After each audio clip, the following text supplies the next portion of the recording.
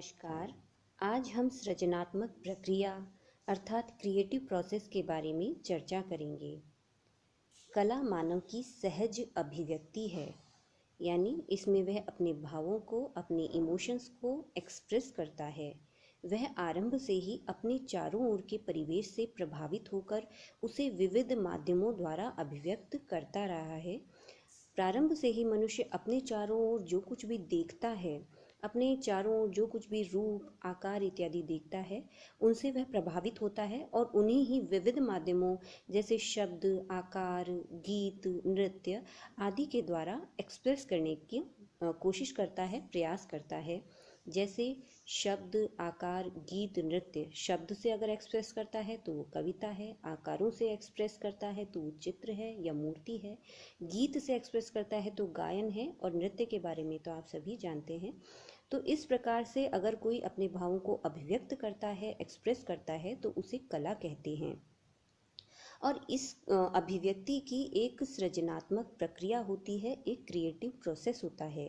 चित्रकार इस विशिष्ट सृजनात्मक प्रक्रिया के द्वारा कुछ तत्व एवं संयोजन के सिद्धांत, तत्व यानी एलिमेंट ऑफ फाइन आर्ट, और संयोजन के सिद्धांत प्रिंसिपल्स ऑफ फाइन आर्ट, जिनके बारे में हम आगे चर्चा करेंगे, इनके द्वारा ही कोई भी चित्रकार अपनी इमोशंस को एक्सप्रेस कर पाता है।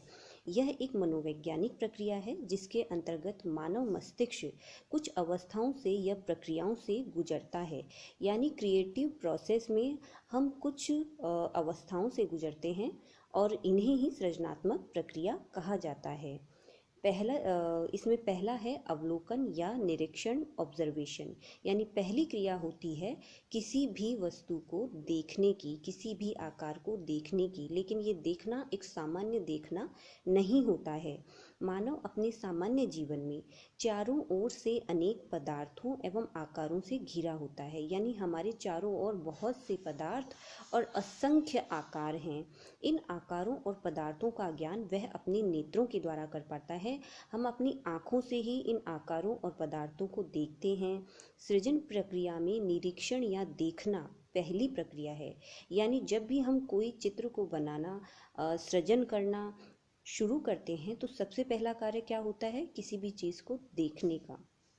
नेत्रों के द्वारा, निरीक्षण के द्वारा ही आकार का ज्ञान होता है। जब हम देखते हैं तभी हमें उसके आकार का ज्ञान होता है, उसके रंग का ज्ञान होता है और उसकी अन्य विशेषताओं का ज्ञान होता है।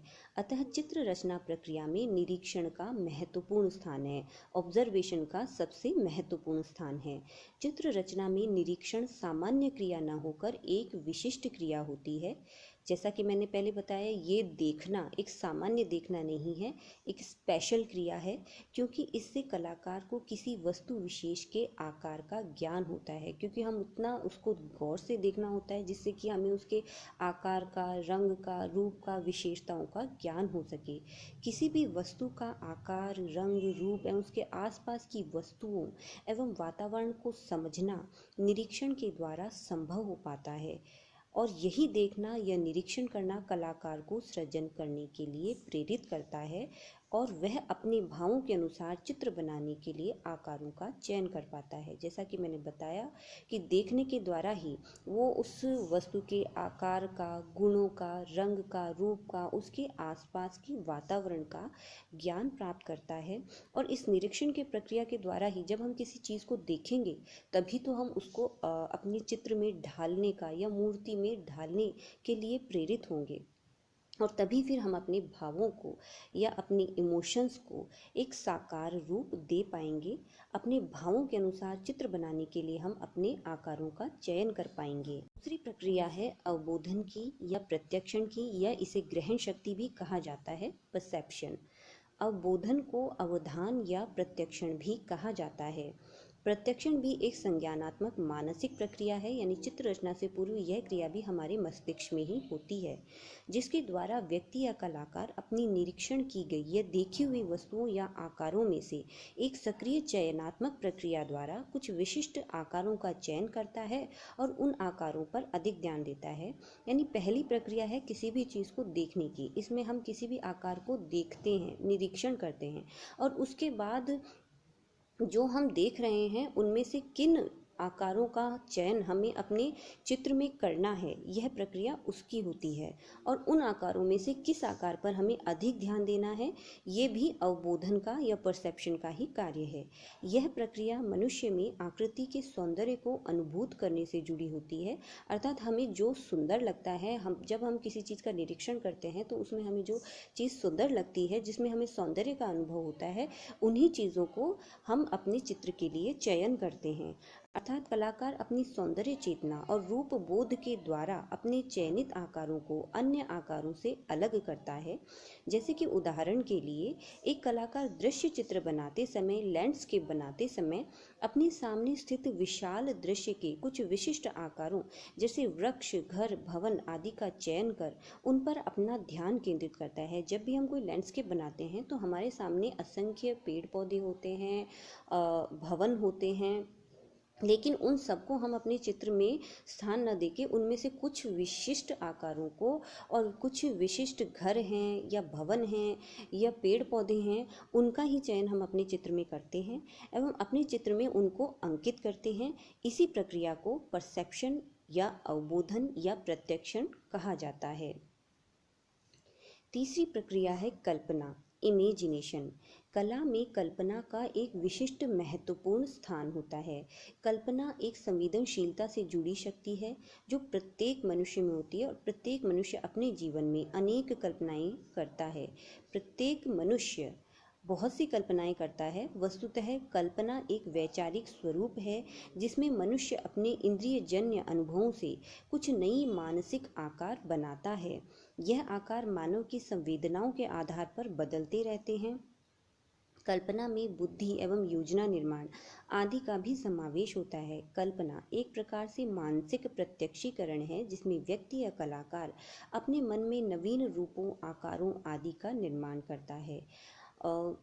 कलाकार चित्र में केवल सामने जो दिखाई देता है या जो वास्तविक जगत में है, केवल उसी का चित्र नहीं बनाता है, बल्कि अपनी कल्पना से भी वो बहुत सी चीज़ों का निर्माण करता है और बहुत से आकारों को जन्म देता है। इस प्रकार कल्पना वह मानसिक क्रिया है जिसके द्वारा कलाकार को किसी संपूर्ण परिस्थिति का प्रत्यक्ष बोध होता है और इसी के आधार पर वह अपने नव सृजन को आकार प्रदान करता है, यानी कि वो नवीन सृजन करता है। कल्पना को कलाकार की सृजनात्मक शक्ति माना जा सकता है एवं चित्र रचना की सृजन प्रक्रिया में कल्पना का विशेष महत्व है, क्योंकि उससे मिलकर ही कलाकार द्वारा देखे गए या अवबोधन किए गए आकारों को कलाकृति के रूप में प्रस्तुत किया जाता है। जैसे कि हमने पहले बताया है कि सबसे पहली प्रक्रिया होती है किसी भी चीज़ को देखने की। पहले हमने उसे देखा, फिर उसको देखने के बाद उनमें से अपने चित्र के लिए जिन जिन आकारों का चयन करना होता है उन चीज़ों का चयन किया, जिसे कि अवबोधन कहते हैं या परसेप्शन करते हैं। लेकिन चित्र में जब हम उसको अपने चित्र में उतारते हैं तो उसमें फिर हम अपनी कल्पना का भी योग देते हैं, अपनी इमेजिनेशन का भी योग देते हैं। जैसा हमको एकदम दिख रहा है हम वैसा बनाने के अलावा, एक चित्रकार उसको एकदम हूबहू बनाने के अलावा अपनी कल्पना से भी कुछ आकारों का उसमें योग करता है। चौथी क्रिया है सृजनात्मक अभिव्यक्ति यानी कि क्रिएटिव एक्सप्रेशन की। कला सृजन या कला रचना की एक विशिष्ट प्रक्रिया है।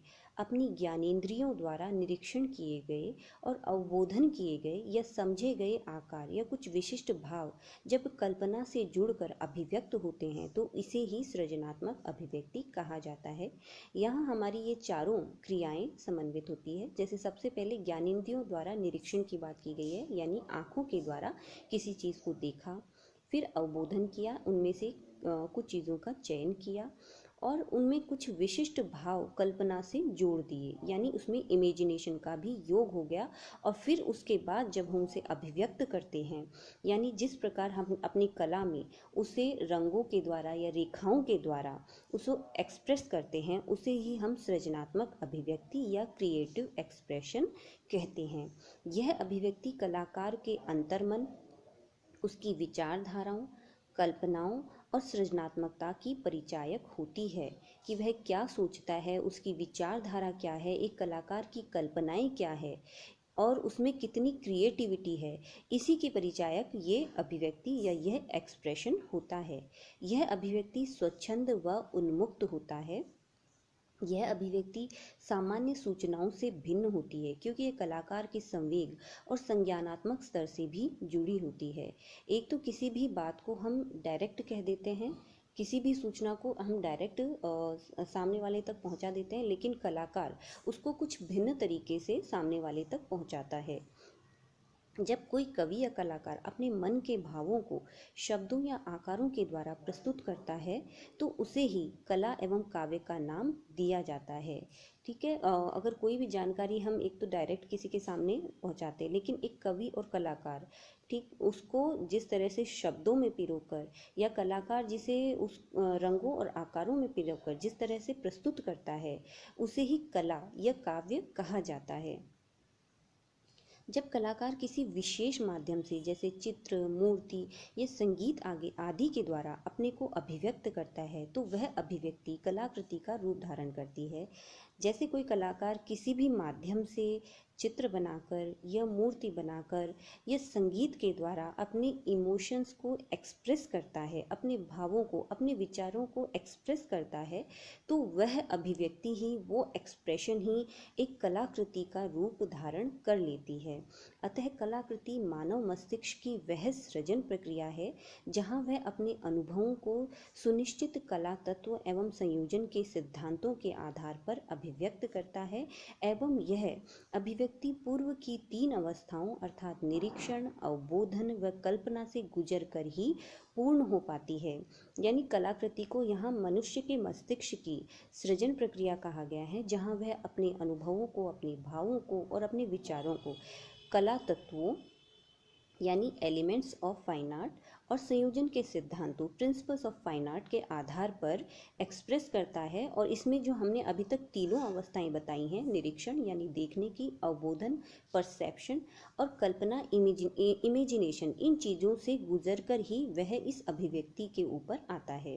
सृजनात्मक प्रक्रिया कलाकार की संपूर्ण मानसिक विशिष्टता की ही अभिव्यक्ति है, यानी उसके मस्तिष्क में जो कुछ भी क्रिएटिविटी है, जो भी उसके विचार हैं, जो भी उसके भाव हैं, इस सब की अभिव्यक्ति, इस सब का एक्सप्रेशन ही सृजनात्मक प्रक्रिया या क्रिएटिव प्रोसेस है। क्रिएटिव प्रोसेस से संबंधित हमारा यह टॉपिक यहीं पर कंप्लीट होता है। आगे भी मैं समय समय पर इस प्रकार की जानकारी आपको उपलब्ध करवाती रहूँगी। सो प्लीज़ इस यूट्यूब चैनल को ज़रूर से सब्सक्राइब करें। Thank you.